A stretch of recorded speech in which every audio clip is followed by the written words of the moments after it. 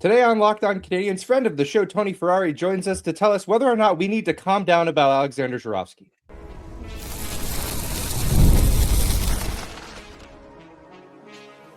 You are Locked On Canadiens, your daily podcast on the Montreal Canadiens. Part of the Locked On Podcast Network, your team every day. Hello, everyone, and welcome into another episode of Locked On Canadiens. Thank you for making us your first listen of the day, for subscribing wherever you get your podcast.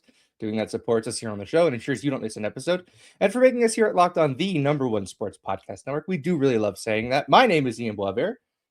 At Maybe It's Ian. I'm joined as I always am by my lovely co-host, Laura Saba, also known as the Actor Stick. And there's another, we've had a hat trick of incredible guests. Actually, this is the fourth day of great guests in a row. After Scott broke our Spotify account, so if you're listening on Spotify, no, you're not. Tony Ferrari joins us. Tony from the Hockey News, thank you for joining us to talk about whether or not we are all out of our minds with certain prospects, which I'm sure that has to be a pastime for a prospect guy like yourself, right? To just check people at the door. Like that guy you picked in the 6th round probably isn't going to play in the National Hockey League. It is one of my favorite pastimes to come on shows and completely crush dreams. Unless it's LJ Mooney or Alexander Zharovsky, then you're doggone good about it. Keep going. Get hyped. Those guys are fun. Great. Well, you are among friends now after saying that. Hey, let's start with a guy that you didn't mention right there that I know a lot of Canadiens fans are hungry to see. We might see him play in the National Hockey League by the end of this year. In Michael Hage, he gave us a really nice World Juniors. Couldn't win a faceoff, but that was about the only thing he couldn't do at that tournament. What do you make of his development since the Canadiens have took him a year ago? What do you make of him as a total player? I want to ask about the center issue in a moment, but what are some of the highlights of that player's profile? No, Michael Hage is a high-paced guy. He's a really skilled player.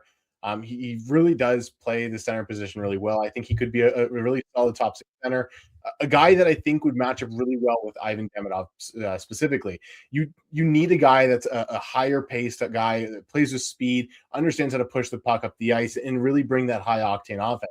I love Nick Suzuki. He's one of my favorite centers in the NHL. What he's got cooking right now with Cole Caulfield in particular, but even when Slafkovsky's up on that line, that's perfect. You don't want to mess with that.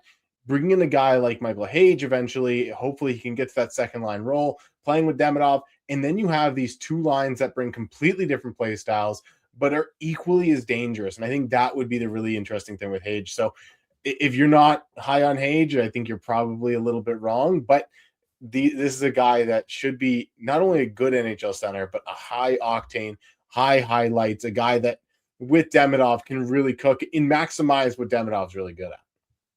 Yeah, I think that's what Canadiens fans want to hear, right? Because I think one of the things that Canadiens fans are starting to do is talk about whether or not the Canadiens should include Michael Hage in a package for a true second line center, which I think is Oliver Kapanen erasure for what it's worth. But I also I think I understand why they want to do that. The one name that always comes up is Robert Thomas. Does it make sense to include Michael Hage in that kind of package when in a few years maybe Michael Hage is just that guy anyway? I think that's the big question is do you want to accelerate the rebuild? And I think at the end of the day, we're not really in the rebuild anymore. We're now in the contend and get better portion of things. So like you said, do you want to trade Hage for a guy like Robert Thomas, who Hage could be in 3 years anyways? I don't know if I would do that. I think you look at the way that the Canadiens are set up, the way their salary cap set up in particular, they're going to have money coming off the books at the end of this year, at the end of next year, and then they're going to be really in a great position. So I think you look to supplement around these guys. You let this young group come up together and really build something special that isn't maybe a 5-year thing. Maybe it's a 10, 12-year thing, a team that is truly competitive for a long time. And I think allowing a guy like Michael Hage to develop is part of the way you do it. Let's talk about everyone's favorite team in the world here. The Toronto Maple Leafs have had a massive problem because they have these high-end guys, in particularly Matthews and Nylander right now, but they don't have anyone coming up. They don't have those guys to supplement the roster as they get to their prime and they get to the end of their prime at this point. With Montreal, you have those guys coming. allow them to come in. Don't rush things the way Toronto did. You don't need to go sign John Tavares and make some crazy deal. I think you let Michael Hage come in, you let him develop, you let him become the player that he could be, which at the end of the day is probably Robert Thomas in 2 or 3 years. I like that you were talking about a longer window, because one of the concerns that I have is once a team gets to that point where they're good and they're perennially, in the playoffs, maybe they're making long runs. How do you kind of rebuild your prospect pool? Because I know a couple of years ago, you wrote that the Habs had the deepest or the second deepest pool. I remember, I want to say at one point it was the deepest, and then all these guys started graduating to the NHL, and I remember just like thinking about that and getting so excited. But now I'm at the point where I don't want this to be a one and done kind of like they make a run, they don't make it, or they have one Stanley Cup and they're not, So, for me, like what I always worry about is how do you rebuild that? And have you seen in recent years teams that are able to kind of do that, keep their talent high end while still, keeping open a long window? It's tough to do because being enticed by the big shiny toy, the piece that's here now that could get you over the hump and make you a team that isn't a first or second round team and you're in the conference finals or you're pushing to get to the cup finals. That's enticing because you want that. But with Montreal, like the way their prospect pool set up, even now, it's so deep. I do these once a week pieces for USA Today, and recently they've been having me do prospect pools and ranking them. And I still have Montreal in the top 2 or 3 because they have guys that are 4th, 5th in their prospect pool. Like everyone forgets about Owen Beck. Owen Beck would be the top prospect in some systems around the NHL. Josh Waugh is still good. Jacob Dobish is a rookie this year. Adam Engstrom is still good. Like there's so many young players that are still very, very good in this Montreal system. And there are other guys that maybe they're not there yet, but like an Aatos Koivu, a Logan Sawyer, a guy like Dmitry Kostenko, like they're 19, 20, 21, 22, but they're guys that could be those players that jump into the NHL and fill a role at 23, 24, 25 years old. And those are the really important prospects, in my opinion. You obviously need the Demidovs, the Zharovskys, the top end guys, but you need the guys that are going to be able to come up when they're 23 and still be a functional player. Like everyone loved Filip Mešár for like 6 months after he was drafted, and then he had a rough first year after being drafted, an up and down second year, and now everyone forgets about him. He's still only 21 years old. Like this is a guy that still has ample room to grow and become a solid bottom 6 guy, and I think he has the potential to be that still. So I think with Montreal, you just have to be patient because you're already really, really good. You're one of the funnest teams in the NHL, and quite frankly, you're probably, in my opinion, the best team in the division right now. I think obviously Tampa's doing their thing at the top of the division. I think it's a little bit smoke and mirrors with some of the high-end goaltending that they're getting right now. But for the most part, like Montreal has been the only team that has been in the top 3 all season long.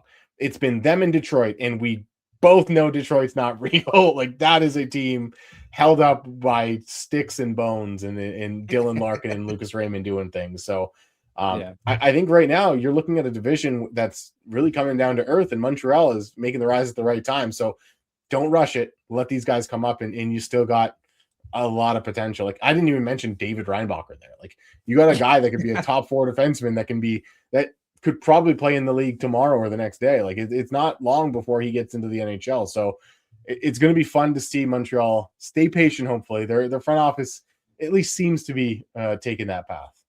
Yeah, it's funny you mentioned Filip Mešár because watching Slovakia, I kept at the Olympics, I kept thinking like they're like 1 or 2 more forwards and another really good defenseman away from being a legit medal contender every time the Olympics come around. So I'm really like, I think the Canadians are hoping he turns into something. I think Slovakia's like, please, we need you. We need you to show up and come over here and we'll play you. Tatar's not going to be there forever. You can play next to your best friend in your Slavkovsky.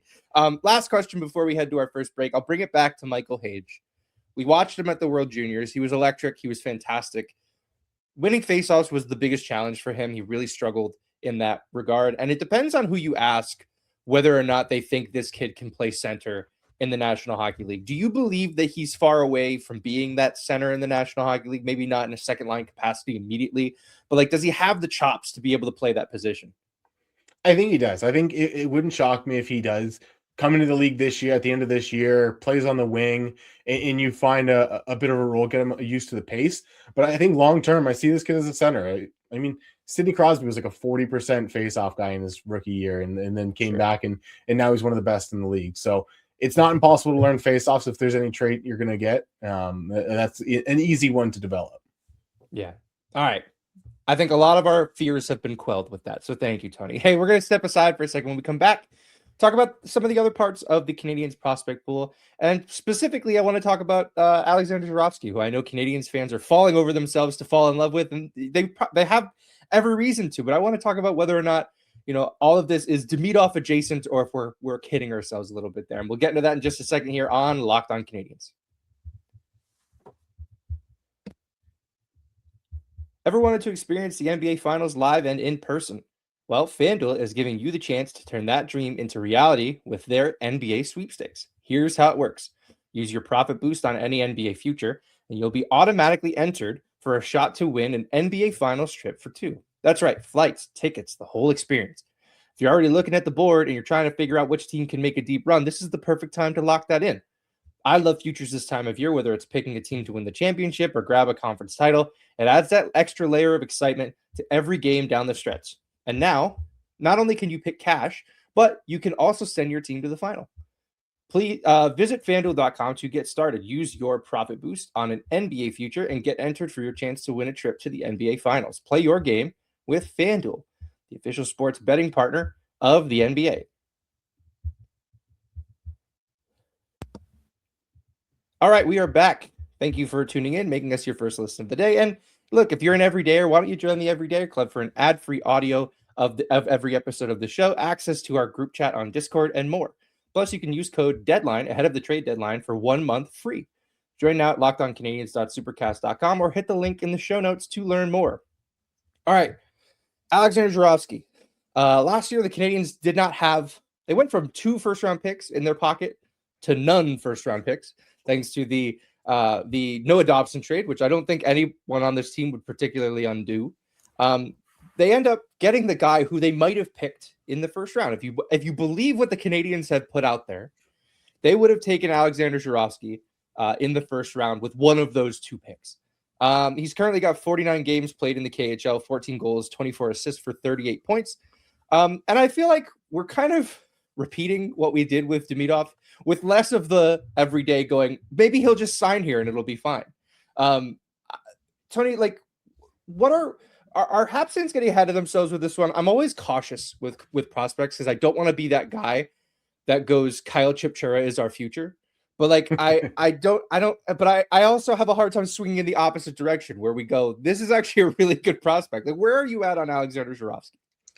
I love Alexander Zharovsky. He was a guy that rose up the board last year. I think he was right outside of my first round because my biggest question was never, is he skilled enough? Is he creative enough? Is he fast enough? Like, none of that was the issue. It was always, he is a thin kid and he needs to put on some muscle, because there were times you saw him at the junior level get pushed off the puck and really struggle in that regard.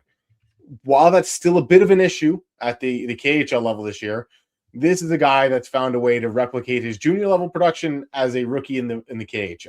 So this guy has done everything you thought he would need to do and more, and he's doing such a good job at the KHL level. I think the hype is warranted.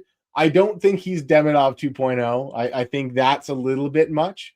And I've seen that all over Twitter. I've seen people talk about how we got a second Russian superstar, and I don't necessarily think that's true.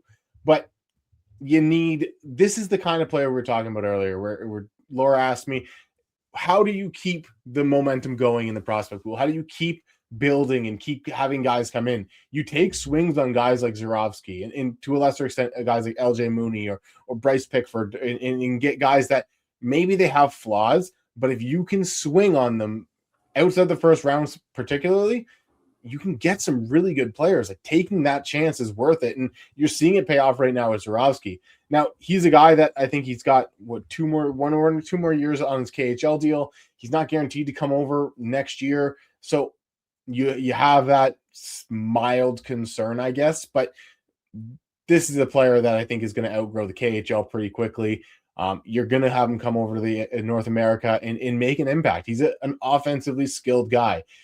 Every team is, at least in the elite teams, has one or two guys in their top 6 or top 9 that are an all-out offensive guy that doesn't really play a defensive game. You don't have to worry about that.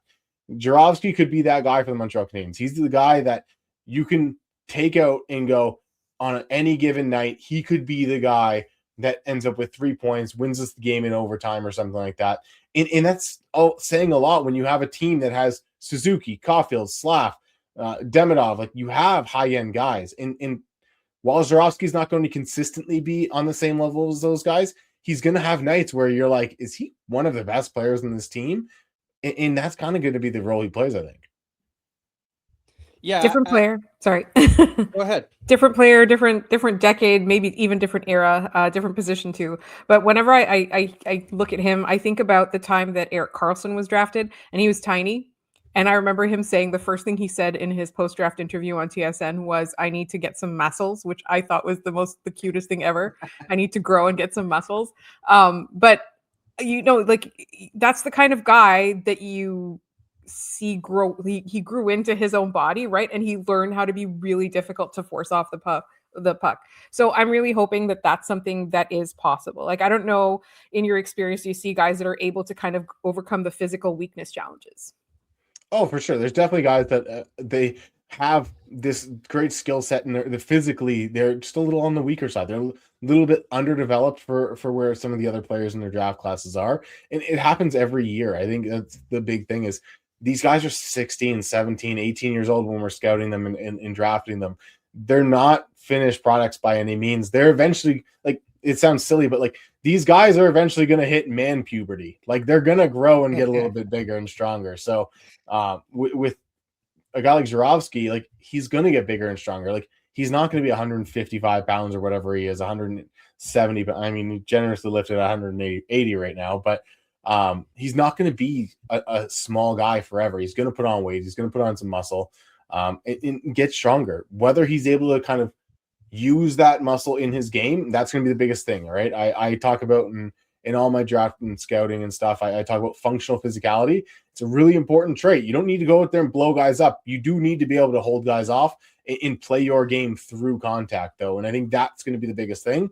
And I don't know if we're ever going to really prove that until he comes over to North America and he's at the AHL level or he's playing in Montreal. So it's going to be a process, but I think it's going to be one that's worth it.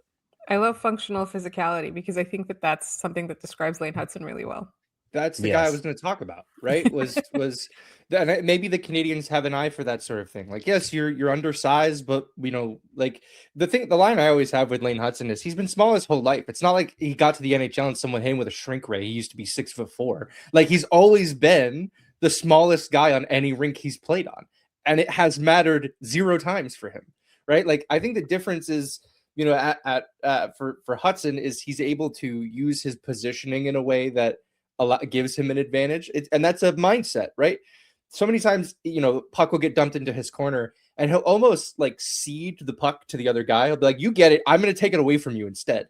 I think like that's the kind of mindset that smaller players, in this case, like height wise, he's about average, but like underweight, right? Like he's of fear of being knocked around out there.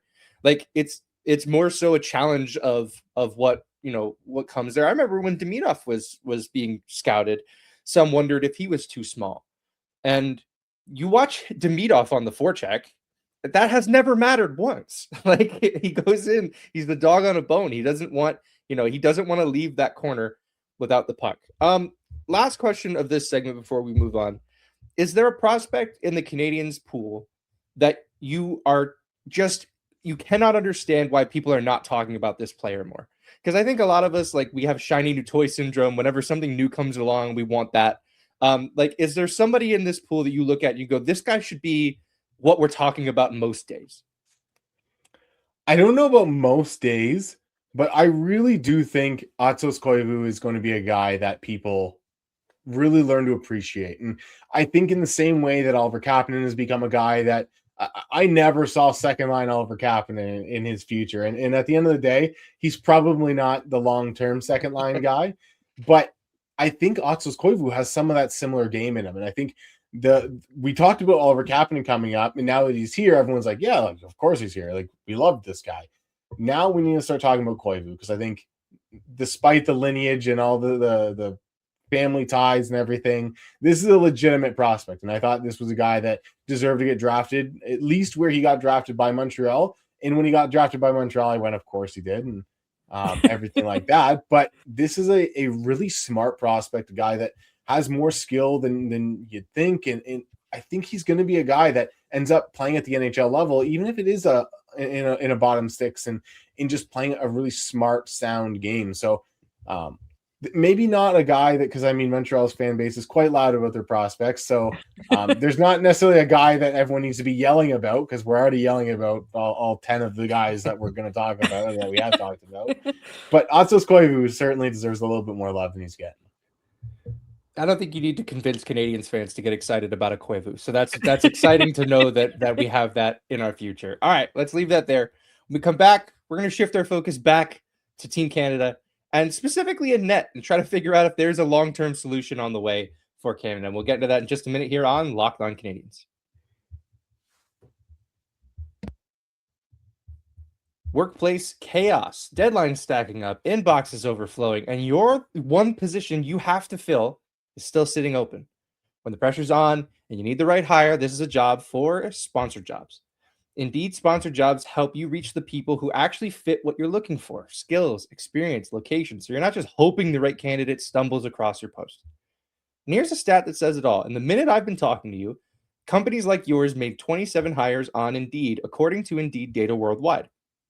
So if you're hiring, spend less time searching and more time interviewing candidates who check all of your boxes with Indeed sponsored jobs.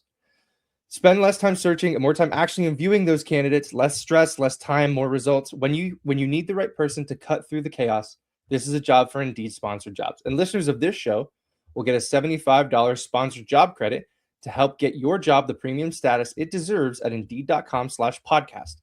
Just go to Indeed.com/podcast right now and support our show by saying you heard about Indeed on this podcast. Indeed.com/podcast. Terms and conditions apply. Need to hire? This is a job for Indeed sponsored jobs.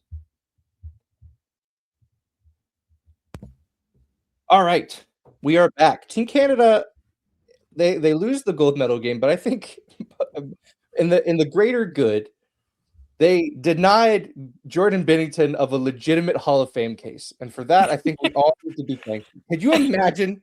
He's like the shortest leg of the triple gold club away from being like, well, we have to put him in the Hall of Fame. And like, now we don't have to do that. So everyone should be thanking Connor Hellebuck and Team Canada for not allowing that to happen. But with all that said, like, you know, Canada, they're one of the only parts of this roster you look at and you go, yeesh, is in net. And there's potentially a World Cup of Hockey in 2 years in 28, and then another Olympics 2 years after that. What is Canada's hope in net look like outside of the players that are already in the National Hockey League? Because it's bleak in the National Hockey League. Just to like, Sam Montembeault got hot for a little while and they put him on the Four Nations roster. Like, we're not in a good place.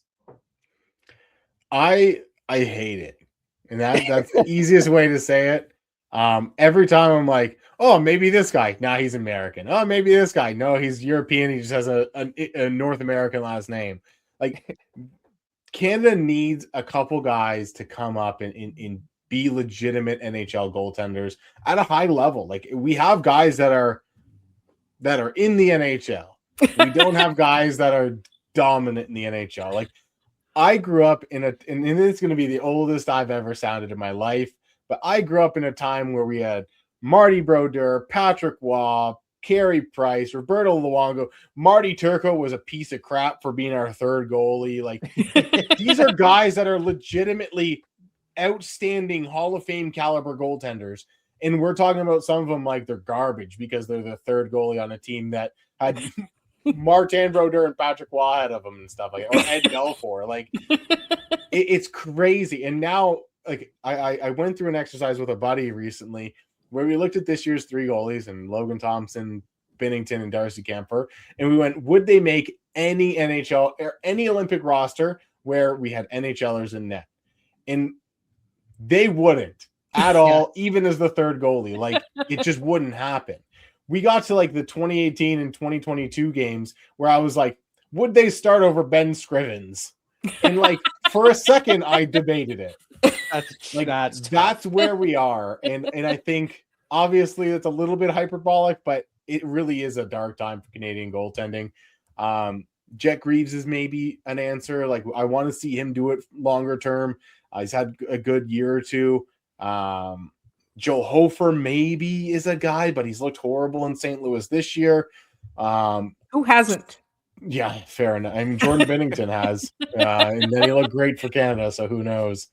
Then there's guys like, I don't know, Stuart Skinner, who no one trusts with like a glass of water to not spill it. Like, this is the guy that I would never throw in net.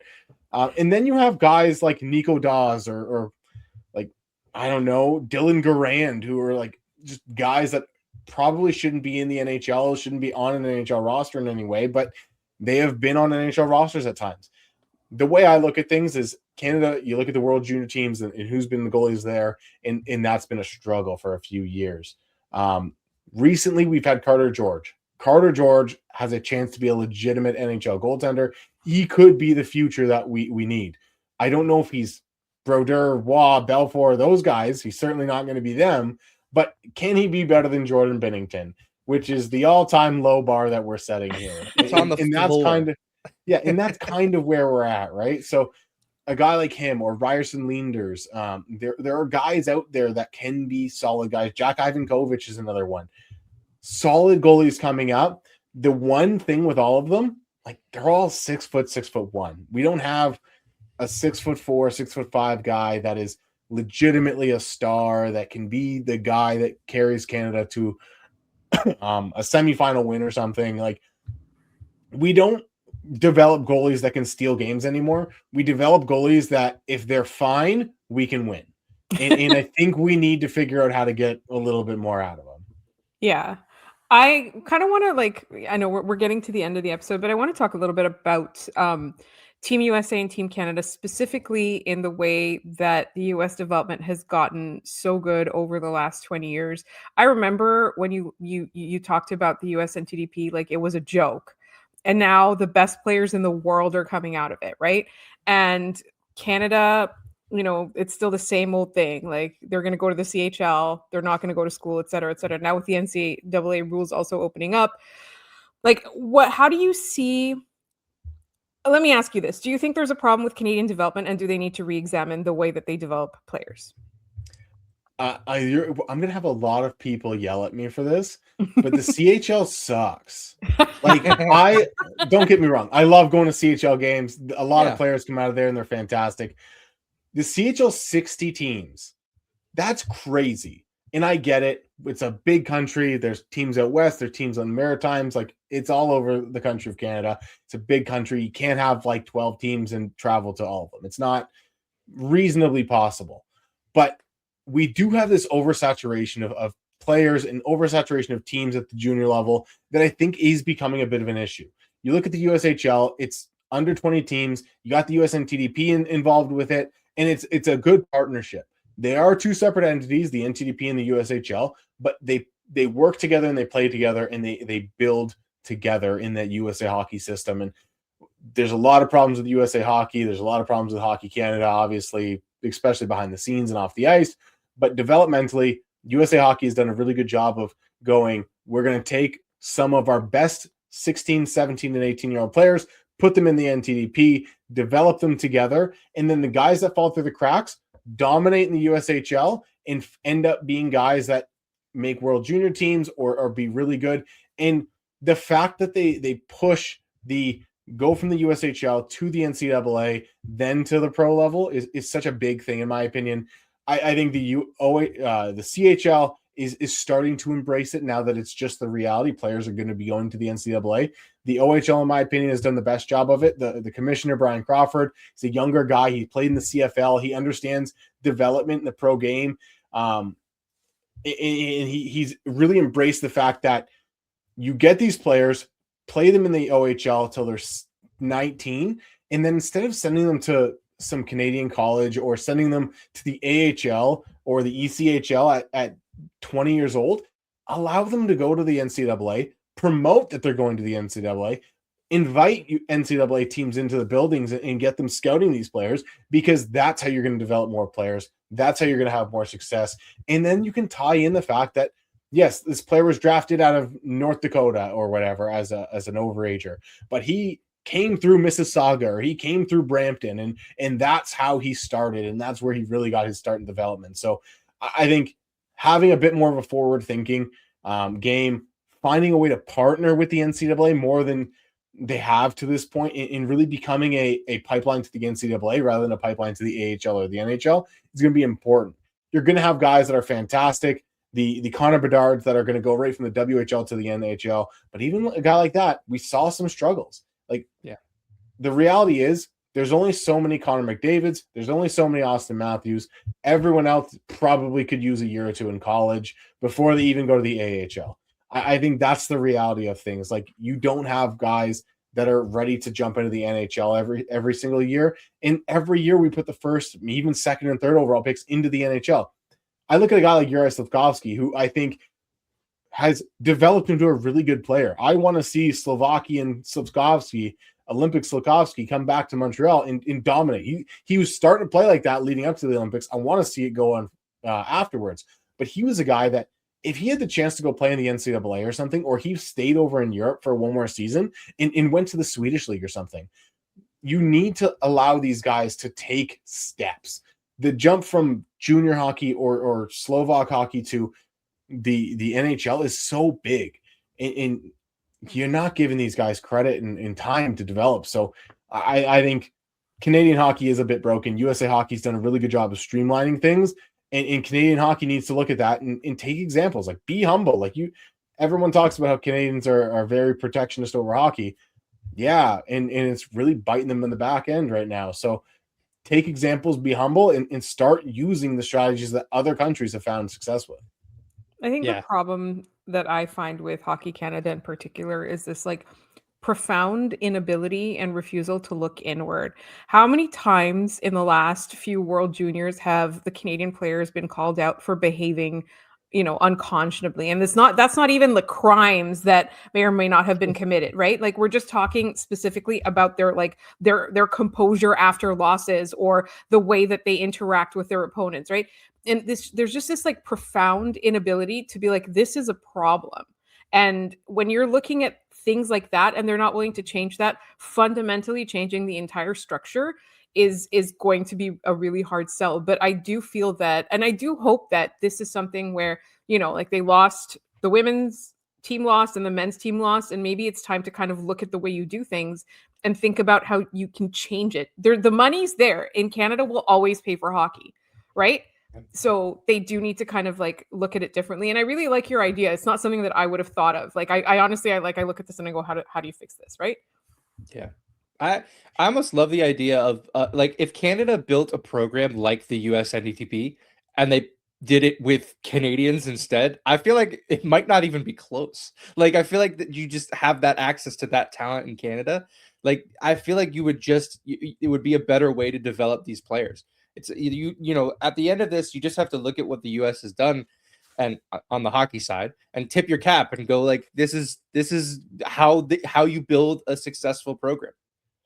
And I think the biggest thing that you mentioned there is look at the way that they did things, even just down to the roster construction of the two teams.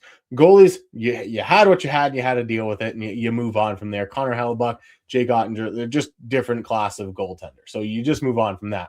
But on the back end, they had Cale Makar and Josh Morrissey as puck movers, and everyone else was, for the most part, a stationary, slow-moving, lower-paced guy.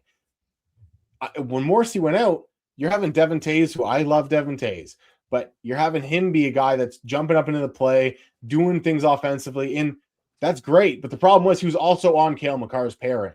So when those two weren't on the ice, like, Thomas Harley got a lot of crap this tournament. He had to do a lot of the things that he was doing, man. Like, there was no one else doing anything. Yeah, It's true. I look at the way they constructed that roster, and you didn't want to bring Matthew Schaefer. You didn't want to bring Connor Bedard. Sidney Crosby gets hurt. You don't have a skill guy to step in. You will go, here's 20 minutes, Sam Bennett.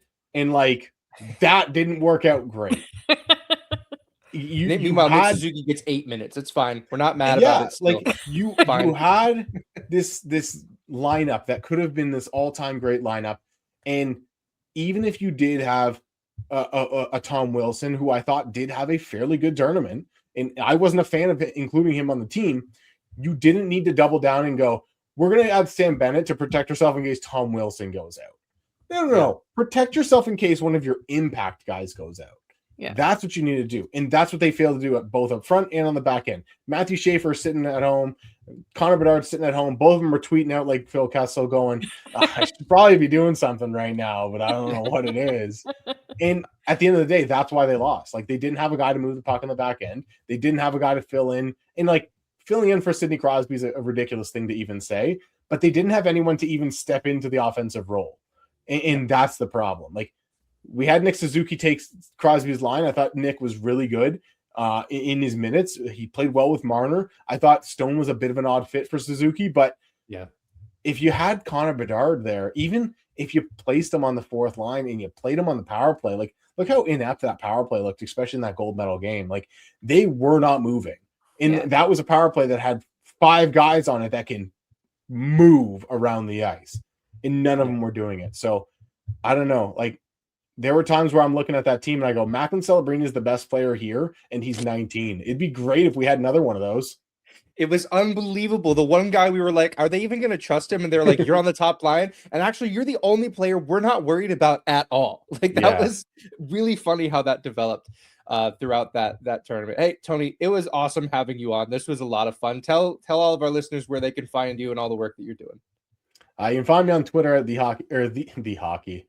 You can find me on Twitter at the hockey. I am the hockey. No, you can find me on Twitter at the Tony Ferrari. I just posted my most recent draft rankings. It's top 64 on thehockeynews.com. You can find them on my Twitter page. I'll pin them there. It's a really good draft class. Montreal probably doesn't care because you don't need them anymore. You've got enough. But yeah, I've got that. All my game tape videos where I sit down and interview prospects.